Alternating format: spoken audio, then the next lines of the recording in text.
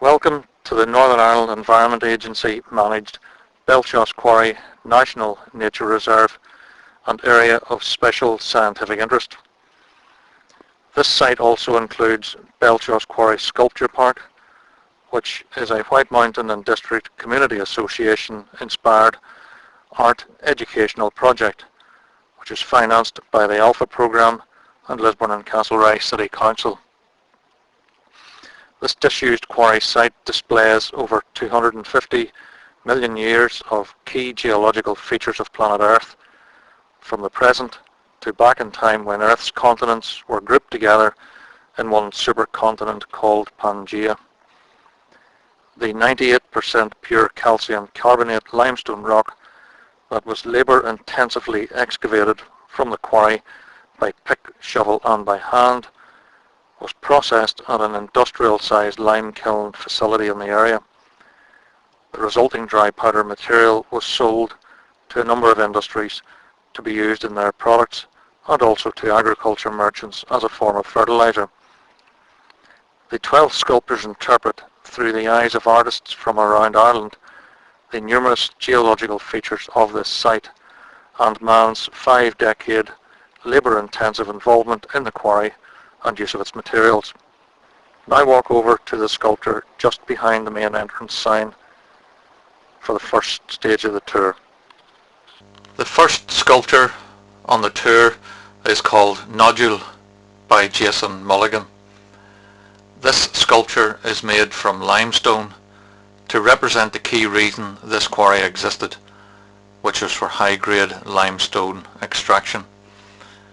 Before the blasted limestone could be processed into a limestone product, flint materials had to be removed by hand before the limestone was taken for processing. The shape of this sculpture represents a nodule shape of flint that is visible in embedded layers within the limestone in this quarry. Other sculptures on this site artistically relate to other key geological features that make this site an Area of Special Scientific Interest, or ASSI. Within this limestone sculpture in front of you, you can also see evidence of the ancient seas that the raw materials that made the limestone originated within. And you can see little cross sections of seashells in the top part of the sculpture. Take a walk along the path to the next sculpture called Hydrosphere. The spherical shaped sculpture in front of you is called Hydrosphere by Nare Jackson. The name of this sculpture comes from Greek hydor for water and sphaira for sphere, and represents a link between Earth and the source of the water in the adjacent stream. The sphere represents the Earth in shape, and rainwater percolates through the Earth and hits and travels along impervious layers until the water springs out of the ground to then run down through farmland as small streams and rivers. The surface of the sphere plays with light and reflections and echoing and links to the qualities of water, which cover 71% of the Earth's surface. The shape of this sculpture also represents the bubbles of life-breathing air that form within the stream. The surface design represents how the water tumbles and meanders over rocks and clays of the surface of the Earth before disappearing underground again. Take a walk along to the next sculpture called Earth as a Machine. The metal sculpture in front of you is called Earth as a Machine by Jody Coyne. Earth as a Machine describes the fundamental volcanic forces that created the rock around us. The basalt behind the sculpture was created only 55 to 60 million years ago, and the sculpture depicts the separating tectonic plates that played their part in our most recent supercontinent called Pangaea, which had Northern Ireland near its centre. The primary driving force can be found beneath us, below the Earth's crust and below the Earth's mantle, right to its outer core and inner core, where there lies the ever-running convection engine. Magnetic poles emanate and magma flows throughout. In front of you there is evidence of red-hot molten lava that travelled up through a long but narrow crack, right through the layers of the Earth's crust, including a layer of black basalt that you see in front of you. That crack is called a dike. The centre of the sculpture depicts Earth's core, where the lava originated, and the layers represent the different layers of the Earth that the lava erupted through. The final eruption itself is depicted on the corner of the outermost sheet of the sculpture. When the eruption subsided, the lava cooled within the crack to form what is termed a dike. The rusting coloured steel of this sculpture represents the red-hot lava as it cooled. Men blasted the basalt to reach the commercially valuable limestone material and revealed the cross-section of the quarry face and the dike within. The next circular-shaped sculpture is called Dark Whisper, again by Nare Jackson. Geology reveals to us the secrets beneath our feet, the physical structure and substance of the Earth, its history, and the processes which act on them. Dark Whisper is a link to, and a whisper about, a nearby secret or reveal. With its charred wood, stylized tree ring form and intricate plant-like structure, it details the links to and the intrigue for the secret or reveal at the top of the nearby steps, where there is just visible evidence of ancient flora. At the top of the steps, a gouge in the bank shows evidence of carbonized flora that was roasted millions of years ago by the heat from cooling lava after it erupted over the surface of the Earth. Cracks in the sculpture represent the way that lava materials crack as they cool. The rusting coloured steel rear face to the sculpture represents the red-hot lava as it cooled on the surface of the Earth. Lignite evidence can also be seen at this location, where a soft brownish or black coal-like material shows traces of plant structure, which is intermediate between bituminous coal and peat. Now take your time walking down the steps to the floor of the quarry and over the path, over the bog area, to flora and fauna.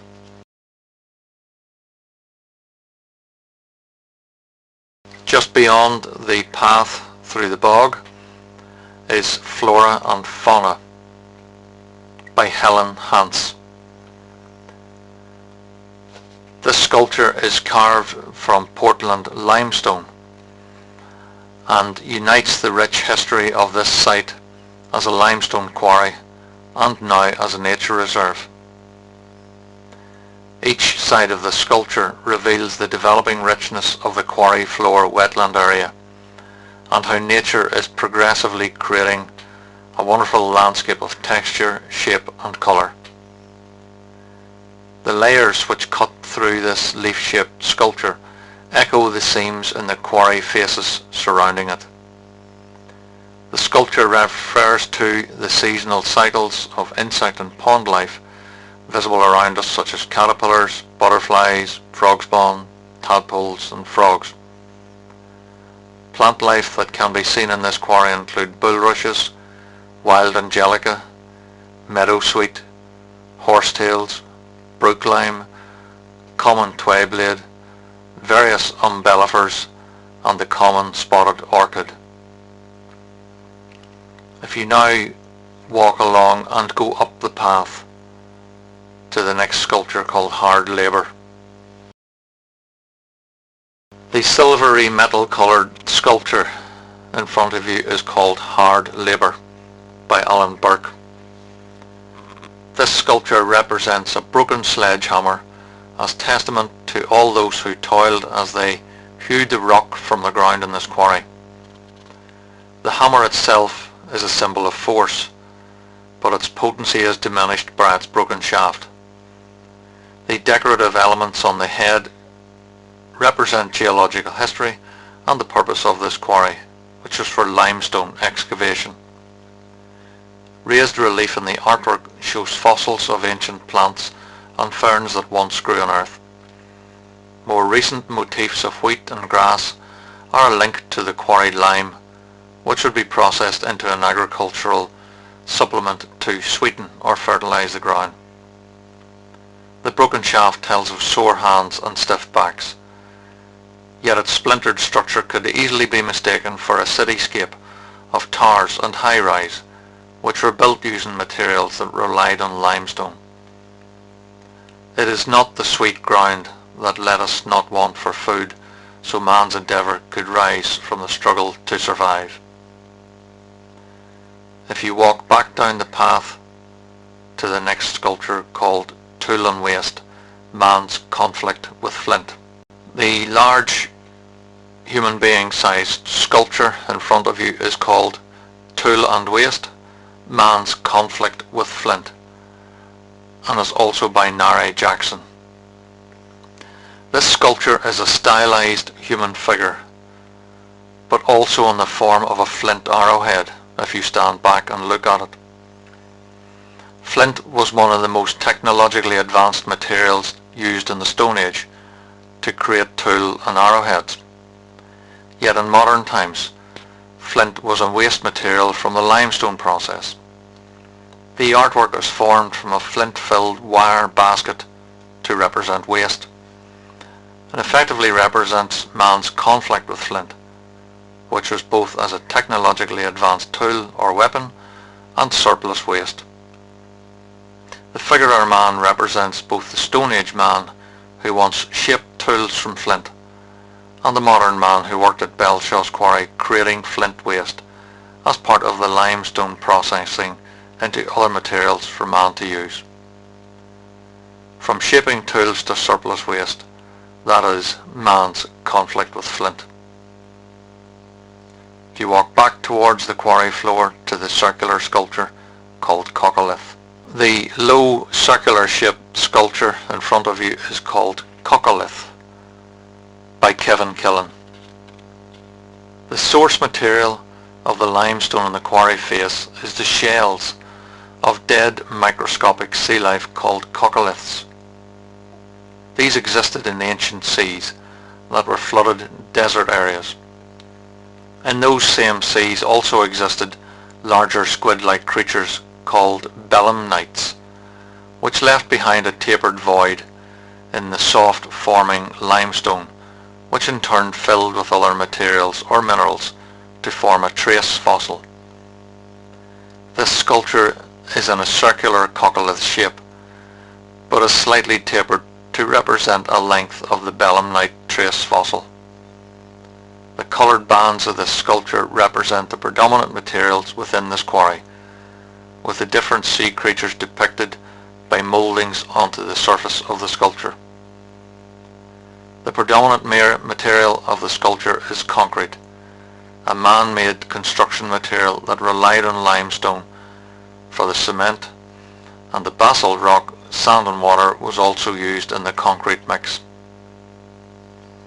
If you now turn and walk towards the quarry face to Geological Cake. The taller sculpture in front of you is called Geological Cake by Patricia Crossy and Tracy Crossan of Compass North Glass. In front of you are the three main layers of the Earth's crust that quarrying operations have sliced through. At the very top is the youngest material, now farmland, comprised of soil and clays created by the glaciers of the last ice age. Below that is the black basalt rock, which is created from lava that hardened after it erupted through the underlying materials in the Earth's crust.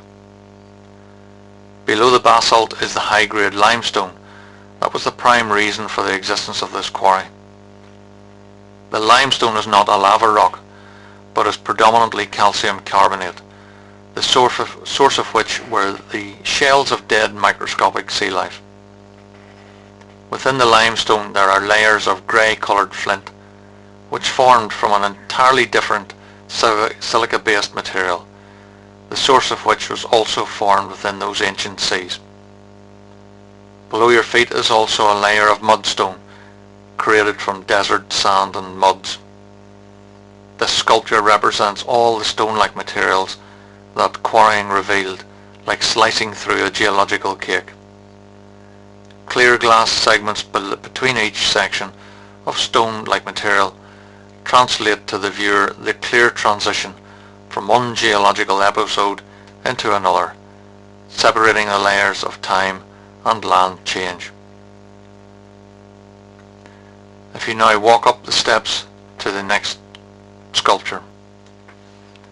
At the top of the steps is a sculpture called Plate Tectonics and Mini Earthquake by Brian Connolly.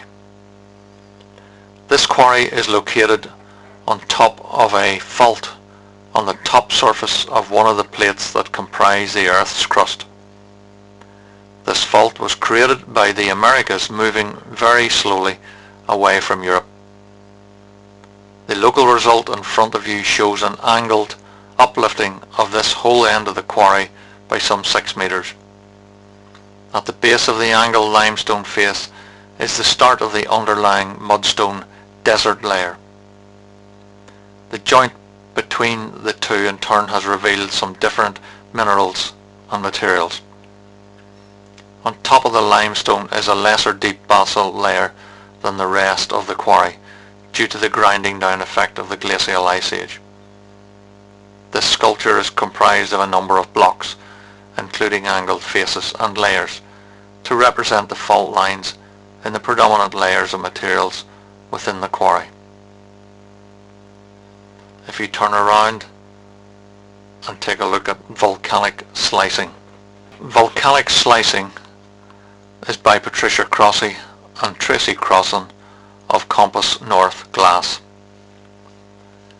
In the left and right hand corners of this elevated bench area there is evidence of red hot molten lava that travelled up through a long but narrow crack that travelled right through the layers of the Earth's crust, including a layer of the limestone that you see in front of you. The quarrying operations cut through the basalt-filled crack or dike. At the centre of the sculpture you can see a sunlit coloured glass depiction of the core of the Earth where lava originated. This sculpture brings together two fundamental materials in our geology: compressed wood and glass in the celebration of volcanic rock, formed from magma, which is an igneous rock, the term taken from the Latin ignis, meaning fire. The impression of charred wood symbolically represents the formation of igneous rock. Pairing this burnt appearance with orange-coloured fused glass creates a dynamic story and feeds into our imagination and excitement found in volcanoes. Glass is a supercool liquid that has solidified from a molten state. Sharing these similarities with lava, this sculpture brings to life the historical story at this location within the quarry. If you now walk along the path to the last sculpture in the tour, called White Mountain Cow. The last sculpture on this part of the tour is called White Mountain Cow by Kevin Killen. This is a contemporary and distinctive lifelike farm animal that links limestone to the agriculture of the townland areas. Inspired by geology and the lime kiln process, themed metal words are weaved together as the building blocks to the scale-sized cow. Within the sculpture are incorporated some of the machine parts of recycled horse-drawn farm machinery, in this case an early 20th century hay rake. This acts as a link to the haymaking process. Lime kiln roasted processed limestone was a key fertilizer to sweeten the acidic ground and thus aid grass growth for cattle to graze, hay production, etc. Limestone from Belshaw's quarry is extremely pure Ulster limestone and went through a more industrialized process in a lime kiln facility nearby for use in construction industries. See how many different words you can make out on the sculpture. Other sculptures in this site artistically relate to other key geological features that make this site an area of special scientific interest.